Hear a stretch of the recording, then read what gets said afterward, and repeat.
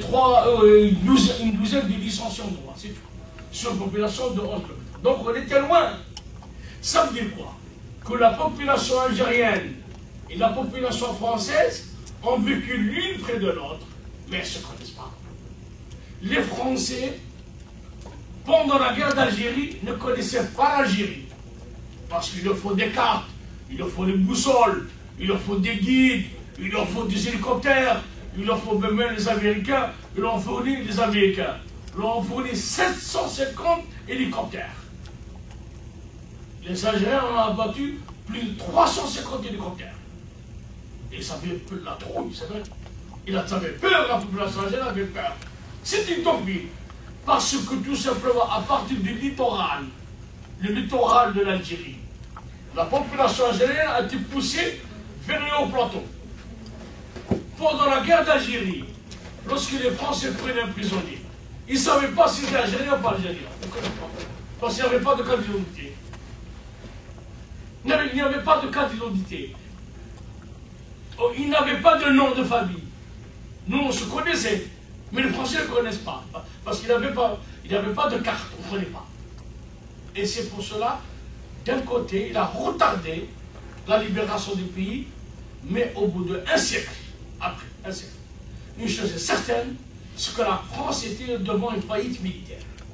Quel que soit le matériel qu'elle mettra, elle pourra mettre le matériel qu'elle veut, elle pourra ramener tout le temps, elle ne va rien du tout. Parce que tout simplement, la guerre populaire, la résistance populaire, est un autre déclic intellectuel que beaucoup de gens ne comprennent pas du tout. Parce qu'une armée, nous l'avons vu, que tout à lui-même Napoléon Bonaparte, lorsqu'il rentre en Espagne, c'est l'échec. Lorsqu'ils sont rentrés en Algérie, avec 116 batailles et plus de 142 généraux français, c'était l'échec. Pendant la guerre d'Algérie, 358 généraux, 1 200 000 hommes. C'est un échec. Ils ont échoué. Donc, pourquoi? Parce que Tocqueville disait une phrase très importante que les Français n'ont pas lue. La guerre en Algérie, elle est toute une science dont l'histoire et la géographie sont intimement liées à cette guerre. Une armée ne peut jamais mener une guerre si elle ne connaît pas l'histoire et la géographie du terrain. Et c'est pour cela que Tocqueville, au moment de son arrivée en Algérie, il a étudié le terrain, c'est vrai. Il a parcouru. Il a donné deux solutions importantes.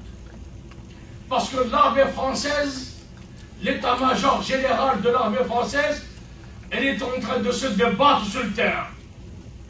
C'est lui, Tocqueville, qui a posé le problème d'adaptation, de restructuration de l'armée française en Algérie. C'est lui. Il ne connaissait pas les marches. Il a dit, voulez-vous faire la guerre en Algérie avec des canons et avec, par exemple, des chevaux? Mais non! Créer des brigades mobiles et légères.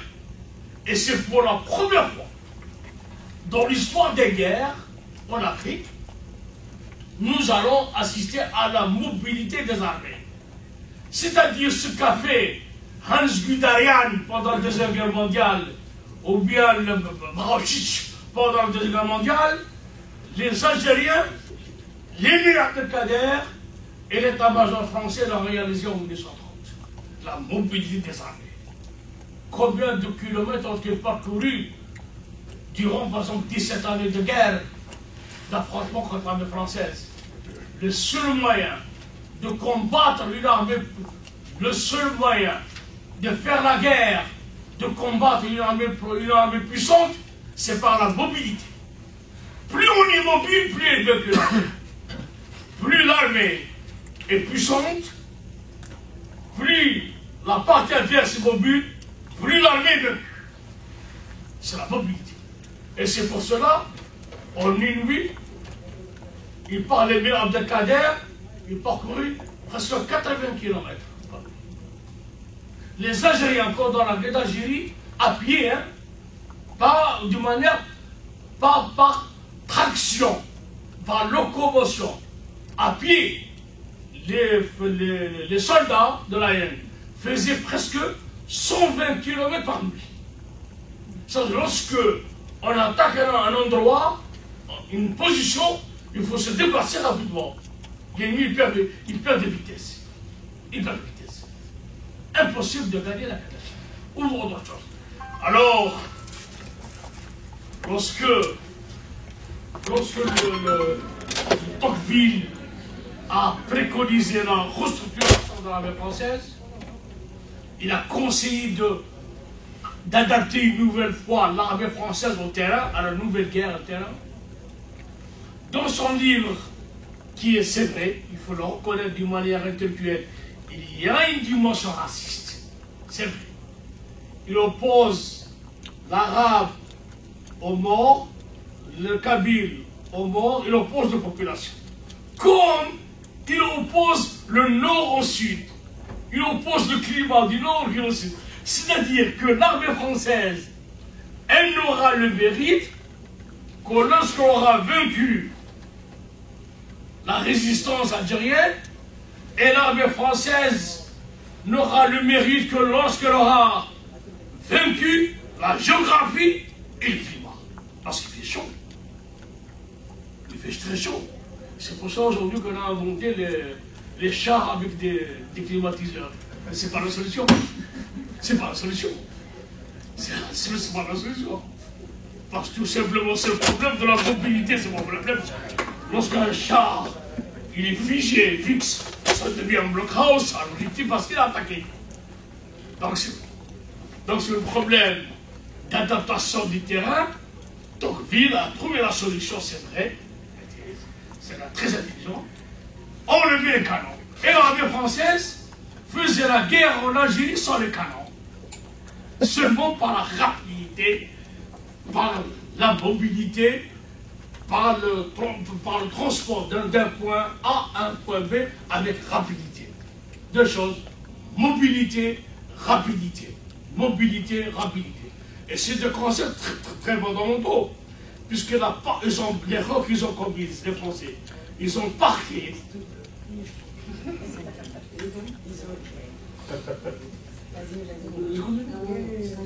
Ils ont placé la population au-delà des hauts plateaux et ça a permis à la population algérienne de s'organiser, de retrouver le souffle et circuitard pour chasser les Français du territoire algérien.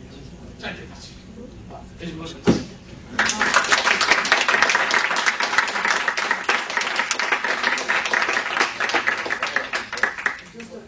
To our professor of military strategy. I've been with him in Algeria, sitting watching the Israeli invasion of Lebanon in 2006, and then watching the films of the American occupation of Iraq, for example. And he will tell me, you know, how many liters of petrol each American tank needs per kilometer, and also how many pounds of explosive is required, you know, to blow up one of these American military vehicles and so forth. He is constantly thinking in terms of the strategies he's been talking about. So I've seen it on a daily basis, and quite astonishing for a layperson like me now.